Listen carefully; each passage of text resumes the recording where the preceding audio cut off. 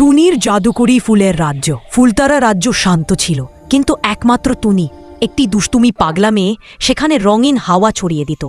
তার সবচেয়ে অদ্ভুত বন্ধু ছিল নীল রঙের চশমা, যা কথা বলতো আর মাঝে মাঝে উড়েও বেড়াত। একটি রাজ্যের গভীরে হাঁটতে হাঁটতে টুনি দেখতে পেল একটি সোনালি গাছ। গাছটি হেসে বলল, টুনি, তুমি কি আমার হারিয়ে যাওয়া ঘণ্টা খুঁজে দিতে পারবে? টুনি অবাক হলেও ভয় পেল না। সে বলল, ঠিক আছে, আমি খুঁজে দেব। টুনি আর উড়ন্ত চশমা মিলেই খুঁজতে লাগলো। হঠাৎ ঝোপের ভেতর থেকে বেড়ে হলো এক মোটা খরগোশ, মুখে চকচকে ঘণ্টা। খরগোশ লজ্জা পেয়ে বলল, আমি বাজিয়ে দেখছিলাম, ভুলে গিয়েছিলাম ফেরত দিতে। টুনি হেসে বলল, ঠিক আছে, ফেরত দাও। ঘণ্টা ফেরত পেয়ে সোনালি গাছ আনন্দে ঝলমল করে ফুল। উপহার হিসেবে টুনিকে দিল একটি জাদুকরি ফুল, যা যে কাউকে হাসাতে পারত। টুনি খুশি হয়ে বাড়ি ফিরল, আর ফুলতারা রাজ্য ফাঁসিতে ভরে উঠল।